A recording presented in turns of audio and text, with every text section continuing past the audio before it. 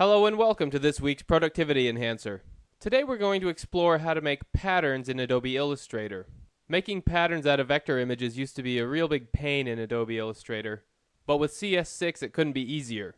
In fact, we have a whole window devoted to making patterns, and that's under Windows and Pattern Options, and you can see our Pattern Options panel opens up right here. So all of these options are grayed out. I can't do anything right now, and the simple reason for that is I need to select the image, go up to Object, and then down under Pattern, we have the option to Make. And what will be made is a swatch of this vector image. So by hitting Make, we see the new pattern has been added to the Swatches panel. Our Swatches panel is right here, and you can see that the SolidBox logo has been added to the swatches. Also, it says, any changes made while in pattern editing mode will be applied to the swatch upon exit. And what that's saying is that if you do make any changes to this image, it'll automatically be updated in the swatch as well. So if you want this to show up every time, leave this unchecked, but I'm just going to click Don't Show Again and click OK. So here we go. We have our pattern, and let's take a look at some of our options. So obviously the name is going to be based on whatever naming scheme you have in place. However, I suggest naming it something that's fairly descriptive so you have an idea of what it is later. I'm just going to call this SB logo, which is SolidBox logo, and that'll be the name of our pattern.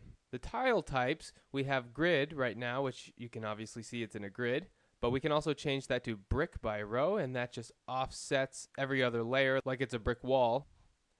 We also have brick by column, which does the same thing only in columns.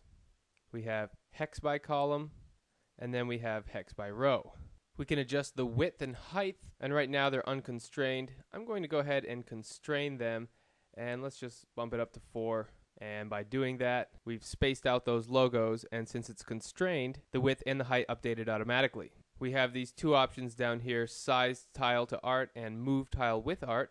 If we size the tile to art, then our width and height become grayed out again, and you can see that the constraints are right at the very top and the very bottom and the sides of our artwork. If we change that to grid, then it's just a regular square constrained by the point here, and either side. For our purposes, I'm going to keep it size tile to art, and that way we'll have all of these edges coming in contact. And the move tile with art option is very similar. If we move this photo, then everything will move with it.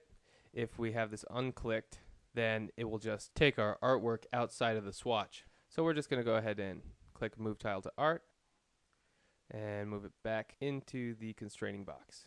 And next we have our spacing options. Right now it's set to 0, but if we leave it unconstrained right here and bump this up to 2, then that'll move the width out. And if we bump that down to 0, constrain it, and then move it to 2, then the height and width will both move at the same time. Let's move it back to 0 though, and leave it like that. Next we have our overlap options. If there is any overlap, we can have it set where the left is in front, the right is in front, top is in front, or bottom is in front. And this would come into play more, let's try the hex, like so. Right now left is in front, or we could have right is in front.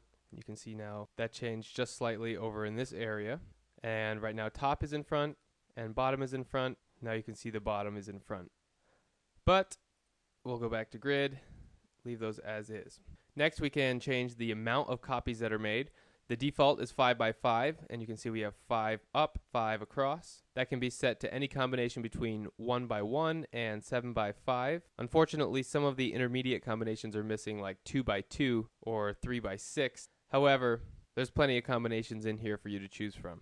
Also set to default is the dim copies to 70%, and this is 70% opacity is what this is saying. So if we uncheck that we will not dim the opacity at all, each copy will be exactly like the center. But if you do like having the opacity dimmed on the copies, you can always change that from 0 to 110% increments. The reason you might want to dim the opacity is if you are working with the original and you just want that to stand out a little more. For our purposes, I'm just going to uncheck that though because we want complete uniformity. This show tile edge option is this edge right here.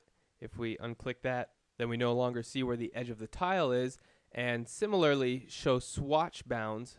If we select that, you can see it's almost identical. But what this is saying is that if you make any changes to this image, if any of it happens outside of the swatch bounds, it won't show up in the swatch, and therefore it won't show up in your pattern.